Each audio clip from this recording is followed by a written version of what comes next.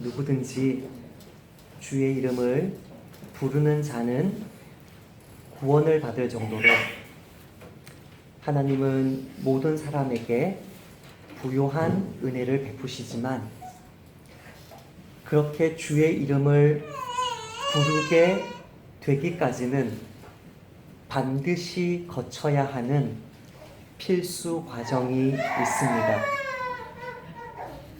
그 과정을 보면 내가 어떻게 예수를 믿게 되었는지 알게 되고 예수님을 믿는다는 것이 무엇을 의미하는지, 무엇을 위해 내가 살아야 하는지를 알게 됩니다. 누구든지 주의 이름을 부르는 자는 구원해 주실 정도로 주님은 그 은혜에 부요하신 분이지만 그런 놀라운 사건이 일어나기까지는 반드시 거쳐야 하는 과정이, 단계가 있다는 것입니다. 그것을 보면 하나님이 나를 얼마나 사랑하시는지, 하나님이 나에게 어떤 삶을 원하시는지가 드러난다는 것입니다.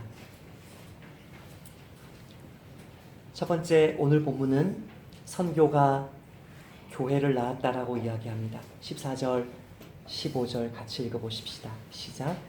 그런즉 그들이 믿지 아니하는 이를 어찌 부르리요? 듣지도 못한 이를 어찌 믿으리요? 전파하는 자가 없이 어찌 들으리요? 보내심을 받지 아니하였으면 어찌 전파하리요? 기록된 바 아름답도다 좋은 소식을 전하는 자들의 발이여 함과 같으니라. 아멘. 주를 부르면, 주를 부르기만 하면 구원받는다고 했는데, 그만큼 하나님이 자비하시다고 했는데, 주를 부르려면 어떻게 해야 된다고요? 주님을 믿어야 한다고. 그러면 이 믿음이라는 단계를 건너뛰어 볼까요? 믿음 없이 주님을 부른다? 구원받습니까? 받을 수 없다는 것입니다. 반드시 거쳐야 하는 단계를 이야기하고 있습니다. 그러면 주님을 믿어야 되는데 복음을 듣지 않고 주님을 믿을 수 있나요? 자연 계시를 보면서 뭔가 신이 있는가 보다, 뭔가 창조주가 있는가 보다, 그렇게 생각한다고 해서 그 사람이 구원받을 수 있나요? 없습니다. 복음을 들어야만 주님을 믿을 수가 있습니다. 그런데 복음을 전해주지 않는데 복음을 들을 수 있나요? 없습니다. 복음을 반드시 명확하게 전해주어야 합니다. 그런데 복음을 전하는 사람인데 한 번도 주님이 보낸 적이 없는, 복음 전하라고 보낸 적이 없는 이만희 신천지 같은 사람. 복음을 전해주는데, 열심히 복음을 전해주는데 이번에 10만 명이 신천지에 들어왔다고 대대적인 거짓말을 광고를 했는데 그 전문가가 그 사진을 가지고 사람 수를 일일이 셌답니다. 4만 몇천 명이랍니다. 4만 몇천 명도 많긴 하죠. 그 4만 몇천 명 모인 그 신천지 거짓 집단의 대표 수료 간증을 누가 한지 아십니까? 3대째 목사 집안에 해외 선교사를 다녀온 자가 수료 간증을 했습니다. 그들은 신천지 복음을 믿었습니다. 그러나 단 한 번도 주님은 이만희를 복음 전도자로 보내신 적이 없습니다. 반드시 거쳐야 하는 그 단계, 거치지 아니하면 안 되는 그 단계, 복음을 전하라고 보냄을 받아야 주님의 복음을 전할 수 있고, 주님의 복음을 전해야 그 복음을 들을 수 있고, 그 복음을 들어야 믿을 수 있고, 믿어야 주님을 부를 수 있고, 주님을 불러야만 구원받는다는 필수적인 이 단계를 이야기합니다. 근데 여기서 가장 중요한 것이 무엇입니까? 특별히 성경 말씀까지 인용하면서 이 예언이 이루어졌다라고 말하는, 강조하고 있는 단계가 무엇입니까? 첫 번째 단계. 보내심을 받지 아니하였으면 어찌 전파하리요. 보내심을 받지 아니하였으면 어찌 전파하리요. 이 보내시는 것이 얼마나 중요한지, 보냄받은 사람이 얼마나 중요한지를 성경은 여러 군데에서 강조를 합니다. 저는 사도행전 13장 2절 3절을 제 노트에 써봤습니다. 제가 한번 읽어보겠습니다. 주를 섬겨 금식할 때에 성령이 이르시되 내가 불러 시키는 일을 위하여 바나바와 사울을 따로 세우라 하시니 이에 금식하며 기도하고 두 사람에게 안수하여 보내니라. 주님을 섬겨서 금식하고 있는데 온 교회가 담임 목사님 모든 성도들이 다 모여서 금식하고 있는데 갑자기 모든 성도들 마음에 하나님이 동일한 음성을 주시는데 내가 불러 시키는 그 일, 이방인에게 선교하는 그 일을 위해서 바나바와 사울을 따로 세워라.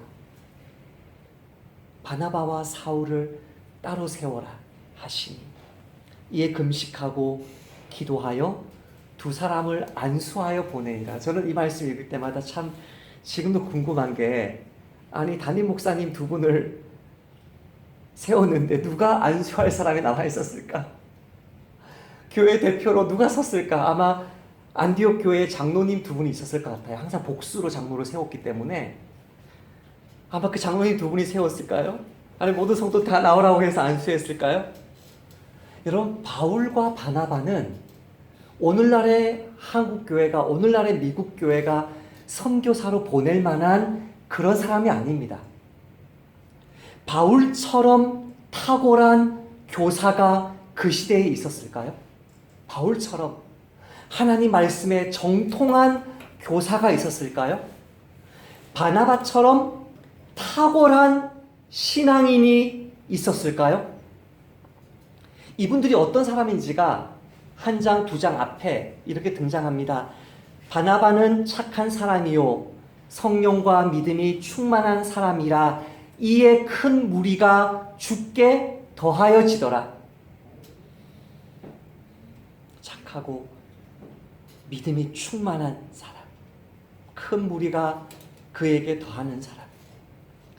바나바가 사울을 찾으러 다소에 가서 만남에 안디옥에 데리고 와서 둘이 교회에 1년간 모여 있어 큰 무리를 가르쳤고, 바나바는 담임 목사님이세요. 탁월한 성품, 착한 사람, 탁월한 믿음 충만한 사람. 큰 무리가 그의 그 착한 성품과 그 충만한 그 믿음의 식탁에서 말씀의 꼴을 먹을 수 있는 그런 넉넉한 사람이 바나바였어요. 바나바가 보니까 정말 탁월한 말씀의 교사가 시골 다소 한 구석에서 그냥 그렇게 있는 거죠. 그 사람을 데리고 와서, 모시고 와서, 오늘날로 말하면 설교 목사라고 할까요? 그렇게 세워가지고 큰 무리를 1년간 가르치고 있는데, 정말 교회다운 교회가 무엇인지 세우고 있는데, 그래서 이 안디옥 교회에서 처음으로 그리스도인이라는 이름을 얻을 정도로 모범적인 교회를 세우고 있는데, 그 교회 안에서뿐 아니라 그 시대의 모든 교회들 중에서 가장 탁월한 교사와 목사들인데, 하나님이 바로 이 둘을 콕 집어서 이 사람들 선교사로 보내라고 명하신 것입니다. 여러분, 그러면 교회 무너지지 않나요?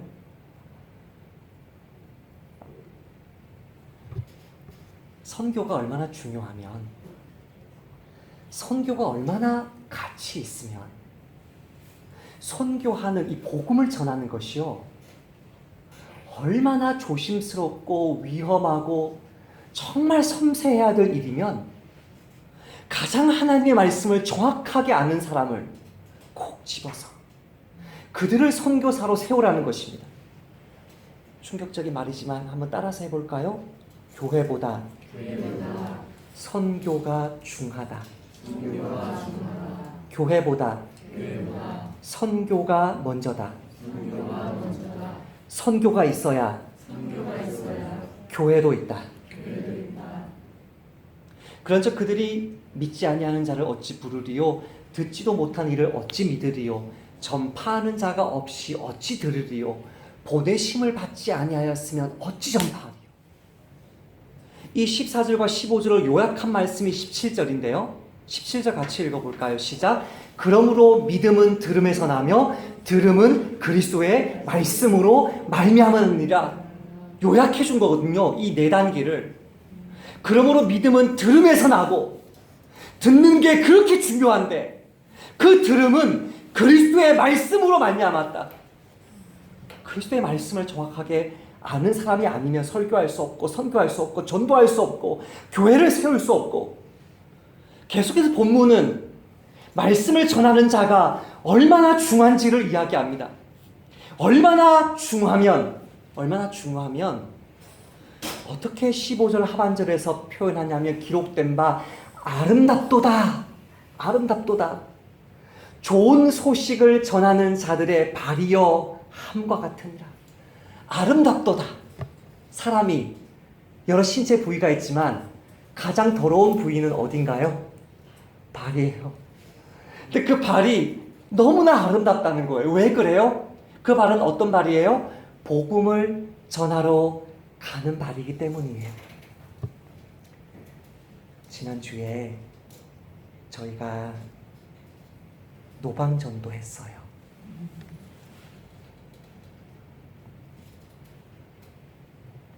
하원이와 우리미가 저에게 그러는 거예요. 목사님, 어떻게 해요? 무슨 말을 하고 줘요? 그래서 이 귀여운 꼬마들이, 저는 그렇게 제가 요구한 게 아니거든요. 제가 요구한 게. 이 귀여운 꼬마들이 저 옆에서 가만히 지켜보고, 예수님 믿으세요. 하나님 사랑이십니다. 이 얘기를 듣고 나서 그 다음부터 가시장을 들고 뛰기 시작했어요. 저 사람 먼저 한다고 하온이, 우림이 뛰어가기 시작했어요. 그렇게 한 사람 한 사람 전하는 그 모습이 세상에서 가장 아름다운 모습이라는 거예요. 여러분, 외면당하셨죠? 거절당하셨죠? 저도 50대 아주머니에게 차갑게 거절당했어요. 두세 번, 여러 번 거절당했지만 그 모습이 세상에서 가장 귀하고 존귀하고 아름다운 모습이라고 말을 합니다. 단지 30분 전도했는데, 단지 몇 사람에게 복음 전했는데 그 발이 그렇게 아름답다면 한평생 이 일을 위해서 전임 사역자로, 선교사로 부름받아서, 복음 선포자로 부름받아서 그렇게 한평생 자신을 드리는 사람은 얼마나 주님의 눈에 아름답고 귀하겠습니까? 여러분, 복음 전하는 사람을 귀히 여기시기를 부탁드립니다. 사도 바울은 이렇게 얼마나 그 사람들이 귀한지를 고린도 후서에서 이렇게 말합니다. 디도로 말하면 나의 동료요, 너희를 위한 나의 동역자요, 우리 형제들로 말하면 여러 교회의 영광이니라. 그러므로 너희는 여러 교회 앞에서 너희의 사랑과 너희에 대한 우리의 자랑의 증거를 그들에게 보이라. 말이 어렵죠. 무슨 말이냐면, 사도 바울이, 선교사로 보냄받은 사도 바울이 사도로서, 선교사로서 각 교회를 가면서, 각 지역을 가면서 교회를 개척했어요. 그 교회를 개척하면서 그 교회에 복수의 장로들을 세우면서 이동을 해 나가는 거예요. 복수의 장로들을 세우면서 교회가 서가는 거예요. 나그네 교회는 장로가 몇 명이에요? 한 명이에요. 교회가 온전히 서지 못한 교회예요. 그래서 저 한 명이니까. 이제 나그네 교회 장로가 한 명 더 세워지면 장로가 2명 되면서 이제 자립교회, 조직교회가 돼요. 그 전통이 어디서 나오냐면 사도행전에서 나와요. 항상 복수 장로들을 세워요. 그 복수 장로들을 세우고 나서 사도 바울이 목회자를 파송해요. 그 목회자가 누구였어요? 디도였어요. 또 그 디도와 함께 보낸 사람들이 있었어요. 전도 팀이 있었어요. 나의 형제들이, 우리 형제들이에요. 그 디도와 우리 형제들로 말할 것 같으면 여러 교회에 뭐라고요? 영광, 영광. 하나님께만 쓰는 이 단어를 복음 전하는 사람에게 써요. 영광이니라. 그러므로 고린도 교회야, 나는 너희 고린도 교회를 여러 교회에 자랑한다. 너희들에 대한 나의 자랑이 거짓이 아닌 것을, 그 복음 전도자들을 섬기는 너희들의 모습으로 보여다오. 이렇게 부탁합니다. 여러분, 왜 이렇게 복음 전도자들이 귀합니까? 선교사들이 귀합니까? 이들이 없으면 교회가 존재할 수 없고, 이들이 없으면 저와 여러분도 존재할 수 없었기 때문에 그렇습니다. 안나 선교사님 이야기를 할까 합니다. 안나 선교사님은 노르웨이에서 태어났습니다. 노르웨이 북유럽은 국교가 뭐죠? 루터교죠. 국교가 되면 교회는 약해집니다. 국교가 되면 세금을 의무적으로 내고, 그 의무적인 세금에서 의무적으로 나라가 카톨릭 개신교 성직자들에게 월급을 지급하게 되고, 전도를 하지 않아도 교회가 국가 법으로 지탱되게 되면 교회는 반드시 타락합니다. 최근에 북유럽에 여행 간 제 친구가 이야기를 하더군요. 아이슬란드로 갔는데, 아이슬란드 역시 루터교회인데요. 거기에 가장 큰 교회가 무지개 깃발을 걸어놓고 퀴어 축제 퍼레이드를 하는데, 목사가 나와서 무지개 깃발을 흔들면서 나도 지지합니다. 우리 동성애자들 다 환영합니다. 동성애는 죄가 아닙니다. 이렇게 하는 모습을 제 친구가 관광하면서 그 모습을 보고 마음이 너무나 슬펐다고 해요. 이 안나 선교사님은 노르웨이에 태어났기 때문에 당연히 국가교회에 소속되었습니다. 태어나자마자 국가교회에 의해서 세례받은 그리스도인이 되었습니다. 그런데 12세 때 중생을 체험하고, 아주 소수 종파죠. 노르웨이에서는 장로교회에 등록했습니다. 복음을 깨닫고 나니까 주님을 너무나 전하고 싶은 것입니다. 그래서 어떻게 하면 주님을 전할 수 있을까 고민하다가 자신의 삶을 14세 때인가요? 선교사로 헌신하게 됩니다. 주님의 종으로, 주님의 여종으로 자기 삶을 드리려고 하니까 모친이 정해준 믿지 않는 남자와 결혼해야 되는지가 고민이 시작됩니다. 그리고 그 약혼을 파기합니다. 장로교회에 등록한 것, 국가교회를 버린 민족의 배신자죠. 장로교회에 등록하고 비신자와의 약혼을 파기한 이유로 15세 때 집에서 쫓겨납니다. 23살 되었을 때 집에 쫓겨나서 이곳 저곳 전전긍긍하면서 선교사가 되기 위해서는 간호사가 되어야 되겠다고 하면서 간호 일을 막 배웠다고 그래요. 그러다가 23세 때 미국으로 건너가서 몇 년간 하녀로 일하면서 포틀랜드 장로교회에 출석하게 됩니다.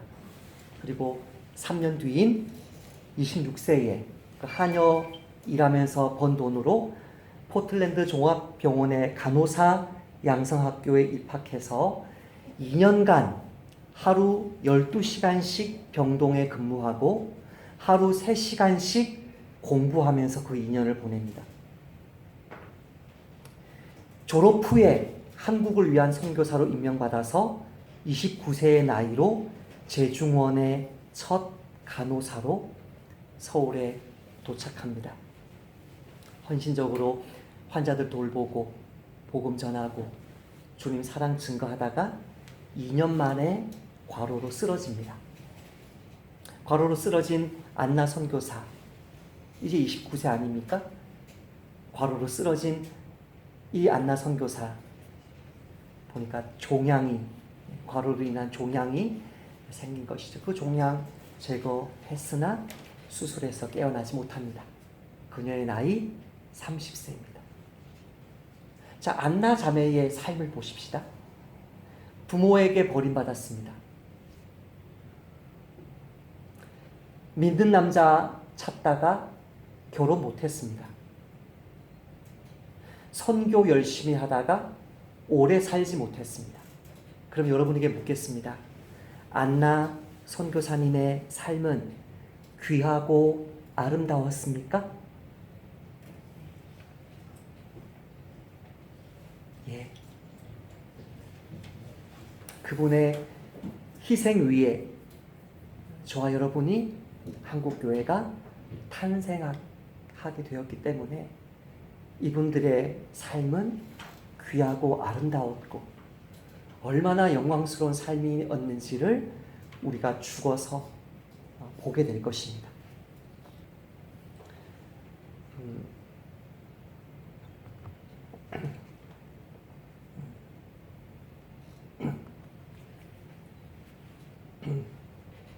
한 달 동안 혼자만 간직하고 있던 매튜의 기도 편지인데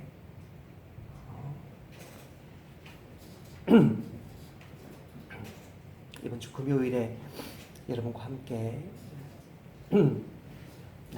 나눴죠. 또 다른 자매님 한 분이 계십니다. 안녕, 이산, 어떻게 지내? 나는 요즘에 너와 너희 교회 성도들을 많이 생각하고 있어. 너희들 모두가 잘 지내기를 소망한다. 2주 전에 한 남자가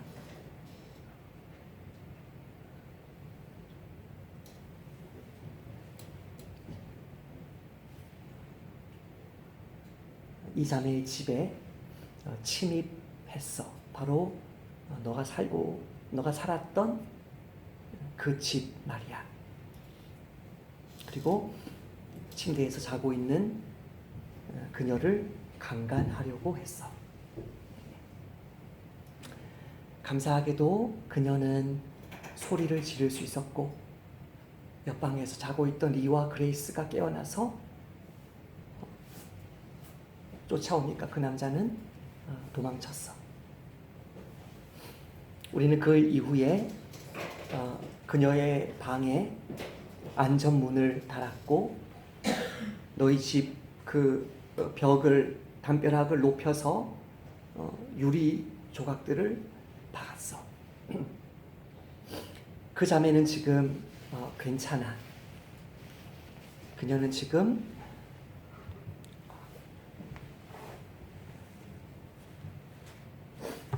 좋은 영적인 지원을 받고 있고 또 그 자매는 회복력이 좋은 사람이야. 여러분, 이 자매의 선교사 28살 먹은 미국 자매가 뭐가 부족해서 미국에서 좋은 삶 누리지 않고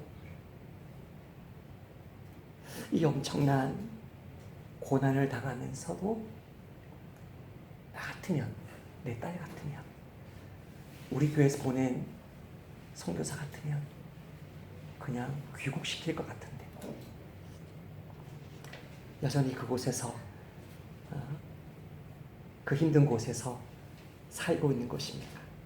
이 자매의 엄청난 고난에도 불구하고 이분의 삶이 귀하고 아름다웠습니까? 여러분 어떻게 생각하시나요?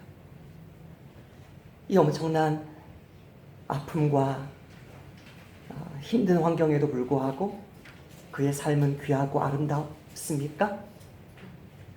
네. 왜 아름답죠? 이 자매와 매튜와 우리 동역자들의 희생 위에 저 섬에 저 종족의 첫 교회가 탄생할 것이기 때문에 보냄받지 아니하면, 복음을 전해주지 아니하면 그 누구도 믿지 못하고 구원받지 못하기 때문에 주의 복음을 전하는 자들이 이처럼 귀하고 아름다운 것입니다. 하나님의 말씀을 전하는 주의 종 선교사들을 귀하게 여기시는 나그네 교회 되시기를 부탁드립니다. 두 번째는 복음을 전해야 선교라는 것입니다. 모든 선교사가 다 하나님이 기뻐하시는 선교사가 아니고, 모든 선교가 다 성경이 말하는 선교가 아닌 것을 나그네 교회는 명심해야 됩니다. 여러분은 이미 그런 교회에 소속되어 있고 그런 목사와 함께 신앙생활을 하고 있기 때문에 이게 당연한 것인지 생각하실지 모르겠어요. 당연하지 않습니다. 너무나 다양한 모습의 교회가 있고 너무나 다양한 모습의 선교 아닌 선교가 많습니다. 16절 17절 말씀을 읽어보십시다. 시작. 그러나 그들이 다 복음을 순종하지 아니하였도다. 이사야가 이르되 주여 우리가 전한 것을 누가 믿었나이까 하였으니 그러므로 믿음은 들음에서 나며 들음은 그리스도의 말씀으로 말미암았느니라. 아멘.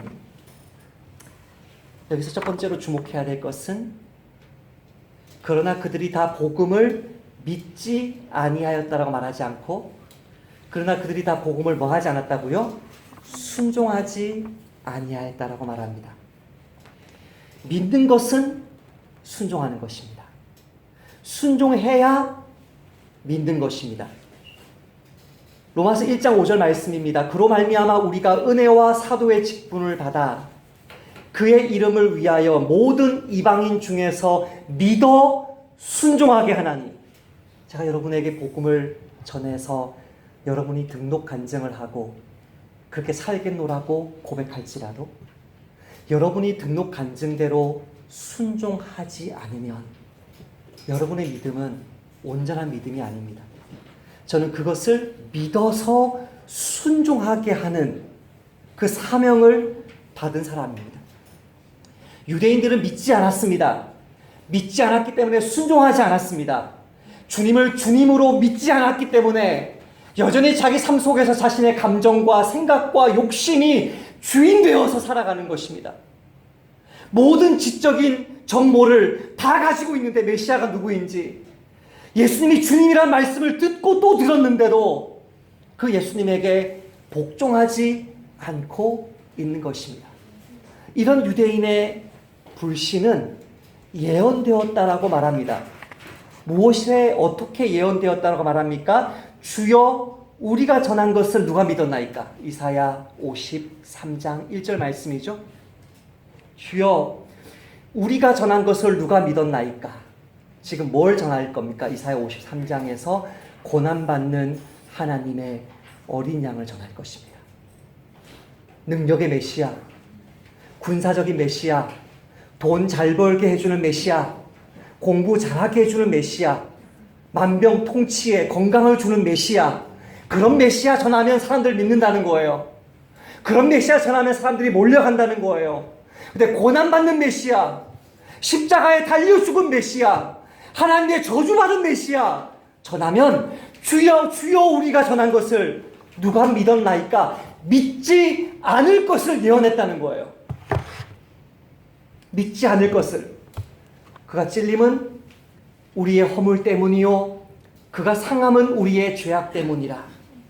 그가 징계를 받음으로 우리는 평화를 누리고 그가 채찍에 맞음으로 우리는 나음을 받았도다. 우리는 다 양 같아서 그릇 행하여 각기 제 길로 갔거늘 여호와께서는 우리 모두의 죄악을 그에게 담당시키셨도다. 이 대속의 고난의 메시아의 복음을 전하니까 유대인들이 믿지 않았다는 거예요. 그런데 여러분, 바로 이 십자가 복음만이 믿는 자를 구원하는 그리스도의 말씀임을 믿습니다. 이게 굉장히 중요합니다. 17절, 우리가 읽었던 17절 말씀 다시 볼까요? 굉장히 해석하기 어려운 구절이 나옵니다. 그러므로 믿음은 들음에서 나며 들음은 그리스도의 말씀으로 말미암았다. 그리스도의 말씀이 무슨 뜻입니까?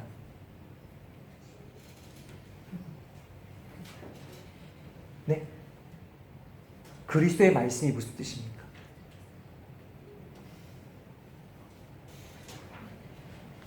예수님이 하신 말씀을 말하는 게 아닙니다. 지금 이렇게 해석이 되잖아요. 그러므로 믿음은 들음에서 나며 들음은 그리스도의 말씀으로 말미암았다고 할 때 이 그리스도의 말씀은 예수님이 하신 말씀을 말하는 게 아니에요. 예수님이 하신 말씀이 얼마나 많은데요. 예수님이 하신 말씀 중에 하나를 전하는 게 복음이 아닙니다. 예수님 말씀이 얼마나 많은데요. 그 말씀이 산상수훈을 비롯해서 얼마나 윤리적으로 고상한 말씀이 많은데요. 그 윤리적으로 고상한 말씀을 마하트마 간디가 믿었다니까요. 이렇게 보배로운 말씀이 있나 믿었다니까요.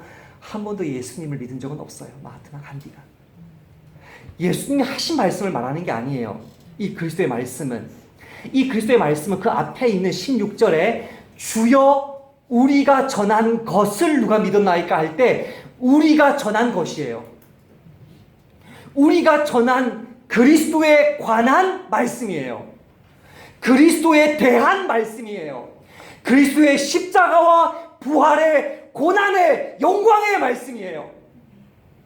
어떤 말씀을 전해야 사람들이 구원받느냐 하면 일반적인 윤리적인 설교를 해서 구원받는 것이 아니고 그리스도가 당신의 죄를 위해서 대신 죽었기 때문에 당신은 죽지 않아도 되고 그리스도의 의의를 입어서 하나님의 자녀가 됩니다. 그 말씀 전해야 아멘 구원받는다는 거예요. 이건 굉장히 중요합니다. 왜 중요하냐면 많은 사람들이 어떤 유혹을 받냐면 그리스도의 복음을 전하면 노골적으로 전하면 아까 안나 선교사님처럼 15세에 집에서 쫓겨난 안나처럼 집에서 쫓겨나겠지. 내가 엄청난 고난을 받겠지. 엄청난 가족 간에 갈등이 있겠지. 나는 검을 주겠다고 얘기했는데 끝까지 복음 믿는 거, 예수 믿는 거 숨기고 담대하게 복음 전하려고 하지 아니하고 어떻게든 안정적으로 좋은 모습을 보여서 내가 잘 되는 모습을 보여서 예수 믿으면 복 받고 예수 믿으면 부자 되고 예수 믿으면 잘 되니까 그 모습 보여서 그 매력을 가지고 불신자에게 다가가려고 하는 그 유혹을 받아요. 이게 얼마나 무서운 유혹인지 아세요?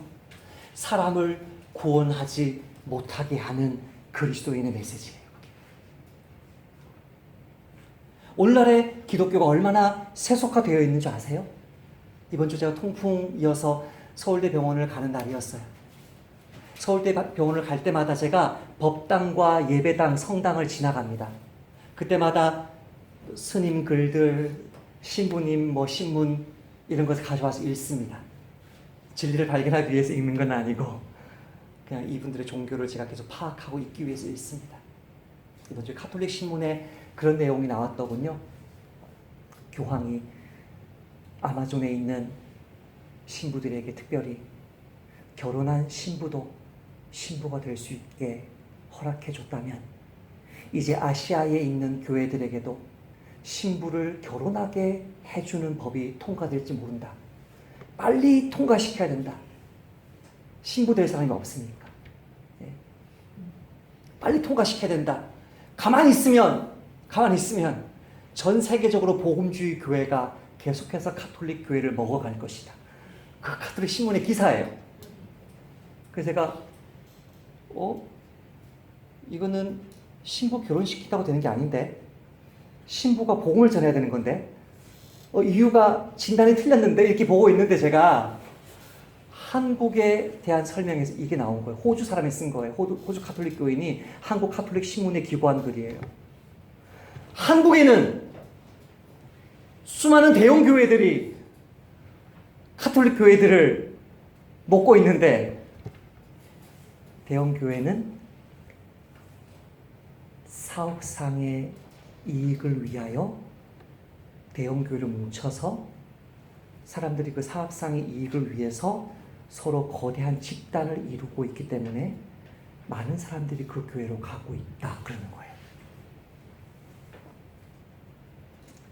저는 깜짝 놀랐어요. 저는 외국에 있는 카톨릭 신자가 한국의 대형 교회의 그 어떤 뭐라고 할까 수치라고 할까요?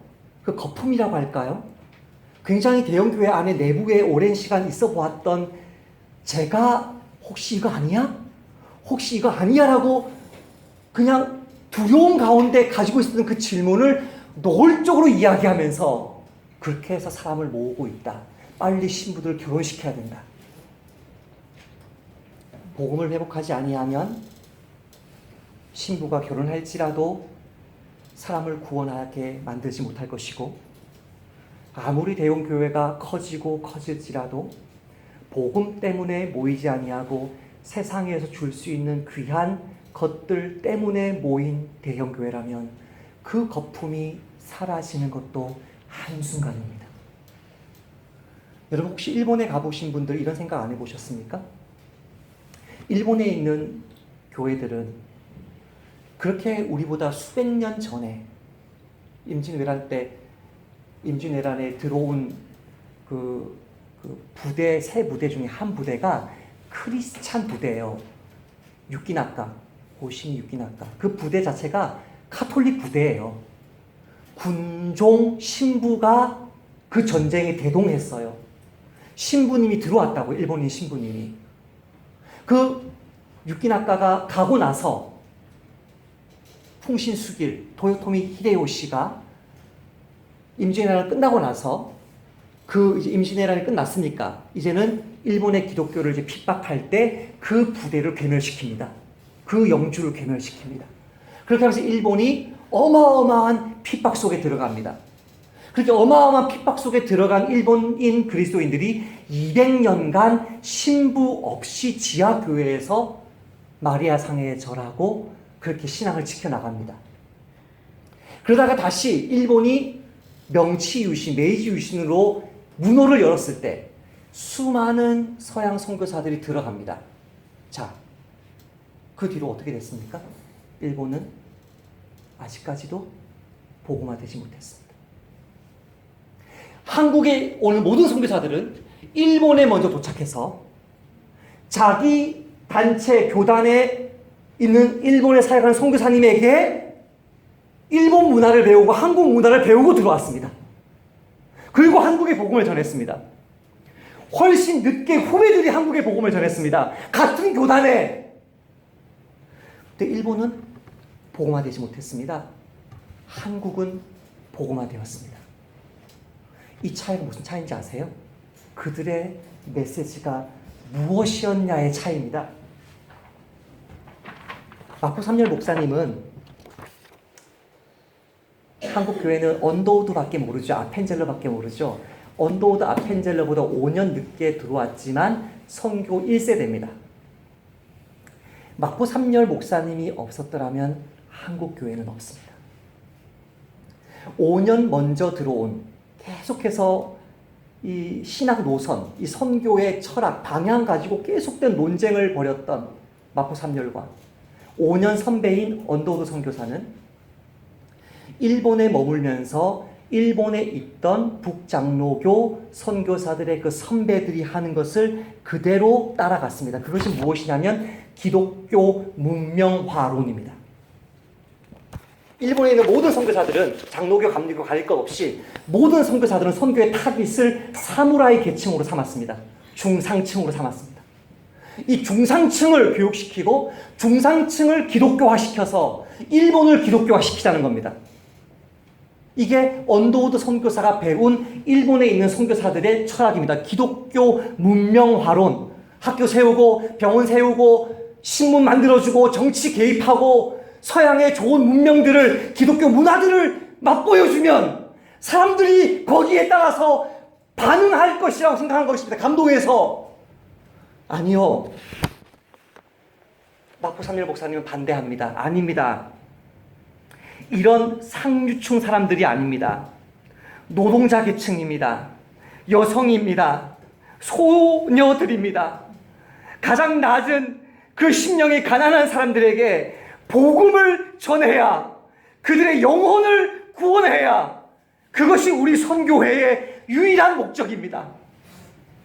원도도 선교사는 장로교 선교사였음에도 불구하고 굉장히 복음적이거든요. 장로교가 그 당시 이미 미국에 있는 그 감리교는 굉장히 많이 자유주의 신학을 받아들였지만 감리교는 굉장히 보수적이었는데, 거기에 있는 원도도 선교사가 이미 한국에 들어와 있던 감리교 선교사들과 손을 잡고 기독교 문명화론으로 선교하려고 할 때 5년 후배인 마포 삼열이 끊임없이 그 부분에서 양보하지 않습니다. 그리고 마침내 마포 삼열 목사님의 복음 전해야 된다, 하층민들에게, 여성들에게, 노동자들에게, 가장 착취당하는 소녀들에게 복음 전하는 것만이 조선을 살리는 길이다, 그걸 가지고 끝까지 고소해냅니다. 그 결과가 무엇이냐면 서울, 평양, 대구, 부산 네 군데의 선교 지부가 생긴 겁니다. 복음 전도를 우선으로 한다. 우리는 언노우드가 메비우스 방법을 수정하고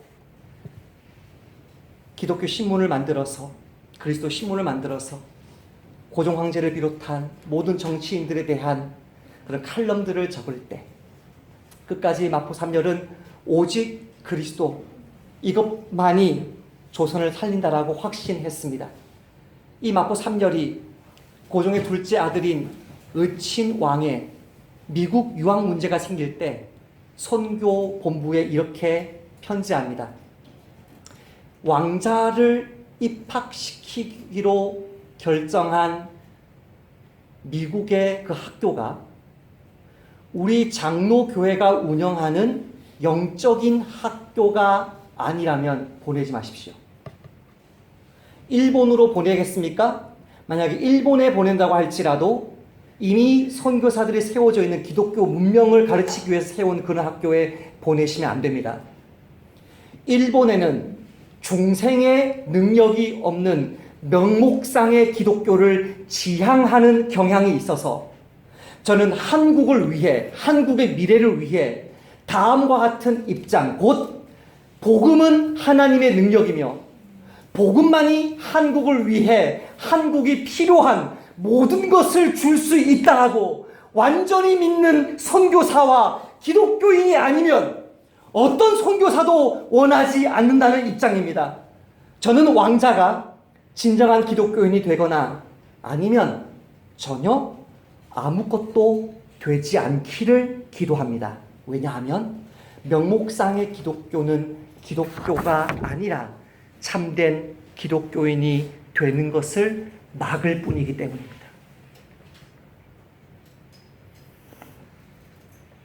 오직 복음만이 우리를 위해 예수님이 이루신 모든 선한 것들을 우리에게 줄 수 있다라고 믿었던 이 선교사님, 그 복음 안에 하나님께서 인간을 구원하시기 위해 정해놓으신 모든 좋은 복이 다 있다라고 믿었던 이 마포 삼열 목사님, 나는 예수 그리스도의 복음을 부끄러워하지 않습니다. 왜냐하면 복음은 구원을 주시는 하나님의 능력이기 때문이라고 그렇게 철저하게 복음 외에 다른 것으로 사람들을 교회로 이끌고자 했던 그 일본의 주류 선교사들과 그 일본의 선배들을 따라가려고 했던 자기 동시대의 선교사들과 끝까지 대립하면서까지 한국 교회를 복음 전하는 교회로 세웠기 때문에 이 마포 삼열 목사님 때문에 평양을 중심으로 1천여 교회, 300여 학교가 세워지고 이들이 6.25 때 내려오면서 남한사회 전체가 기독교인으로 가득 차게 됩니다. 모든 선교가 다 선교가 아닙니다. 모든 복음이 다 복음이 아닙니다. 우리가 전해야 될 복음, 나그네 교회가 섬겨야 될 선교사는 사도 바울이 선포한 이 진리를 있는 그대로 선포하는 사람입니다. 로마서 4장 25절 말씀입니다. 예수는 우리가 범죄한 것 때문에 내줌이 되고 또한 우리를 의롭다 하시기 위하여 살아나셨느니라. 고린도전서 15장 1절부터 4절입니다. 너희가 만일 내가 전한 그 말을 굳게 지키고 헛되이 믿지 아니하였으면 그로 말미암아 구원을 받으리라.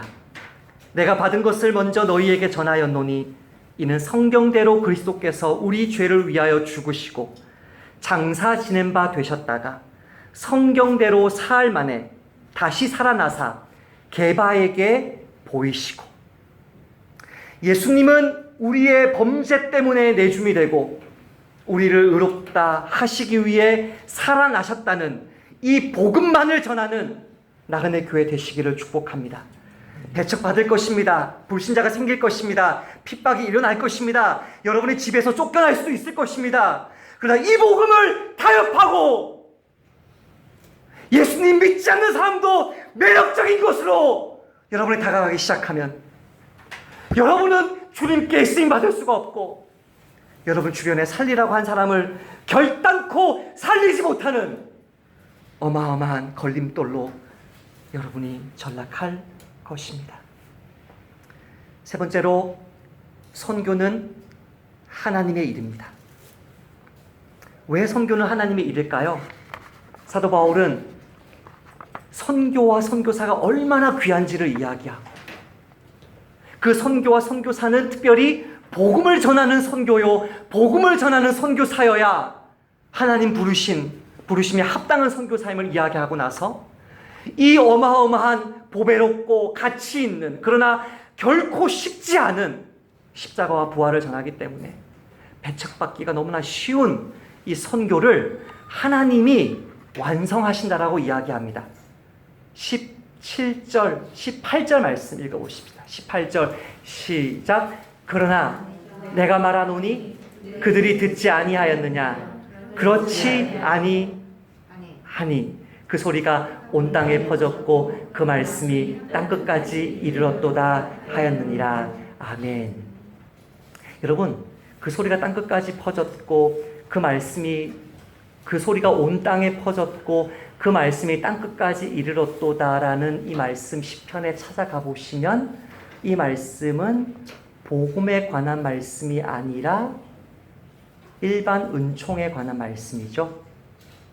근데 사도 바울은 일반 은총이 하나님이 살아계시고 그분의 지혜와 아름다움이 온 세상 곳곳에서 볼 수 있듯이 복음도 온 세상에 전파되었다고 말합니다. 이미 사도 바울 시대에 로마 제국에 전파되고 온 세상에 선포되고 사도 바울이 이제는 서바나 스페인에 가려고 로마서 기도 편지를 쓰고 있고 예수님이 마태복음 24장 15절에서 이 천국 복음이 모든 민족에게 전파되기 위하여 온 세상에 전파되리니 그제야 끝이 오리라고 예수님이 이미 약속하셨습니다. 따라서 합시다. 선교는 주님이 친히 완성하신다. 할렐루야. 얼마나 연약해요. 저와 여러분 얼마나 연약해요. 나그네 교회 얼마나 연약해요. 한국의 복음주의 교회들이 얼마나 연약해요. 얼마나 딴짓을 하고 있어요. 그러나 천국 복음이 온 세상에 전파될 것이 이미 예언되었기 때문에 천지 곳곳에서 하나님의 영광을 자연 만물을 통해서 볼 수 있는 것처럼 복음을 깨닫게 되는 날이 이미 정해졌기 때문에 저와 여러분은 이미 차려진 밥 숟가락 하나 얹어서 그 주님의 놀라운 선교에 동참하기를 축복합니다. 두 번째로 사도 바울은 하나님이 얼마나 은혜로우신지를 이야기합니다. 19절 말씀, 20절 말씀 같이 읽어보십시다. 나 자신을 생각하면서 읽습니다. 시작. 그러나 내가 말하노니 이스라엘이 알지 못하였느냐? 먼저 모세가 이르되 내가 백성 아닌 자로서 너희를 시기하게 하며 미련한 백성으로서 너희를 노엽게 하리라 하였고 이사야는 매우 담대하여 내가 나를 찾지 아니한 자들에게 찾은 바 되고 내게 묻지 아니하는 자들에게 나타났노라. 누구에 대한 말씀입니까? 저와 여러분에 대한 말씀입니다. 저와 여러분은 주님의 백성이 아니었습니다. 저와 여러분은 주님을 찾지 않았습니다. 저와 여러분은 주님께 묻지 않았습니다. 우상 숭배자들이었습니다. 우상 숭배하는 민족의 후손이었습니다. 근데 저와 여러분은 어떻게 구원받았습니까? 어떻게 이 자리에 앉아서 예배드리고 있습니까? 내가 나를 찾지 않은 자들에게 찾은 바 되고 나를 보여줬다. 나에게 묻지 않은 자들에게 나타났다. 하나님이 저와 여러분을 주권적인 은혜로 구원하시기로 정했습니다. 그것밖에 없습니다. 그것 때문에 여러분이 주님을 찾은 것입니다. 여러분들이 예수님을 믿은 것입니다. 여러분이 교회에 나온 것입니다. 우리의 선함이 아무것도 없었습니다. 하나님이 이처럼 놀랍게 당신의 택한 백성을 부르신다면 선교하는 것이 얼마나 쉽겠습니까? 내 힘으로 설득해요? 아니요. 내 힘으로 타협해서 메시지를 어떻게 입맛에 좋게 맞춰요? 아니요. 십자가와 부활의 복음 있는 그대로 전하는데 하나님이 찾음바 되고 발견되어 주시는 구원하기로 정하신 사람들은 올 거기 때문에 담대하게 복음 전하시기를 축복합니다. 이 성중에 내 백성이 많다 하시는 그 말씀에 아멘 하시기를 축복합니다. 세 번째로 사도 바울은 유대인들을 향한 말씀에서도 하나님이 얼마나 놀라운 분인지를 이야기합니다. 21절 읽습니다. 시작. 이스라엘에 대하여 이르되 순종하지 아니하고 거슬러 말하는 백성에게 내가 종일 내 손을 벌렸노라. 이해가 잘 되지 않습니다. 때로는 그들 중에는 버림받은 사람도 있을 것인데도 하나님은 그런 어떤 철학적인 논리를 이야기하지 않습니다. 지금까지 우리는 뭘 이야기했습니까? 9장에서 하나님의 주권적인 선택을 이야기했습니다. 그거 따라서 구원받느냐 못 받느냐 결정된다는 것입니다. 10장에서 뭘 얘기했습니까? 믿음을 얘기했습니다. 믿지 않는 자는 구원받지 못한다고 했습니다. 이 두 개가 어떻게 이해가 됩니까? 이해가 되지 않습니다. 믿지 않아서 하나님을 거역하고 불순종하고 아직도 교회를 정말 왜곡된 시각으로 바라보고 있는 그 사람에게 하나님 지금 뭐 하고 있다고요? 두 손을 벌려서 돌아오기를 기다리고 있습니다. 여러분은 잘 생각해 보세요. 여러분은 어떻게 생각하고 계세요 지금? 여러분의 믿지 않는 부모님, 여기 나와 있는 유대인을 말할 것도 없고 여러분의 믿지 않는 부모님, 뭐 자녀, 주변에 있는 불신자들을 생각할 때 어떻게 생각하세요? 하나님이 그들을 버렸다고 생각하시나요? 관심 없다고 생각하시나요? 아니요. 하나님 뭐라고 얘기해요? 두 손을 벌리고 돌아오기를 계속 기다리고 있대요. 그 사실을 그분들은 알지 못한다는 것은 중요하지 않습니다. 우리는 그 사실을 알고 있습니다. 정말 예수 믿을 것 같지 않아서 완고하게 복음을 거역하고 있는 그 나의 혈육, 나의 친척, 나의 친구에게 하나님이 두 팔을 벌려 그가 돌아오기를 지금 이 시간에도 우리가 예배 드리고 있는 이 시간에도 기다리고 있다는 사실을 아는 사람은 그 하나님의 한없는 자비, 측량할 수 없는 그 사랑을 힘입어서 결단코 낙심치 않고 계속 그가 돌아오도록 중보할 수 있는 것입니다. 그래서 전도는 선교는 어려운 것이 아닙니다. 이미 땅끝 모든 곳까지 복음이 증거될 것이 정해져 있고 하나님이 택하신 백성 하나님이 다 돌아오게 하실 것이고 아직 돌아오지 않고 있는 그 영혼들 향해서 두 팔을 뻗고 기다리고 계신 분이 우리 하나님이시라면 저와 여러분은 선교하는 나그네 교회로 모여서 그냥 교회, 그냥 세속적인 선교, 세상 사람들에게 매력을 주는 교회의 모습을 입으려고 하는 모든 시도를 포기하고 십자가의 복음, 그 순수한 복음을 있는 그대로 전하여서 보배롭고 존귀한 주의 종들을 섬기고 우리도 저분들과 함께 아름답고 소중한 하나님의 사랑으로 하나님의 종들로 빚어서 가시기를 주님의 이름으로 축복합니다.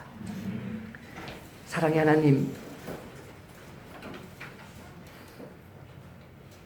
반드시 거쳐야만 되는 그 하나도 생략할 수 없는 이 필수 단계들, 과정들을 보면서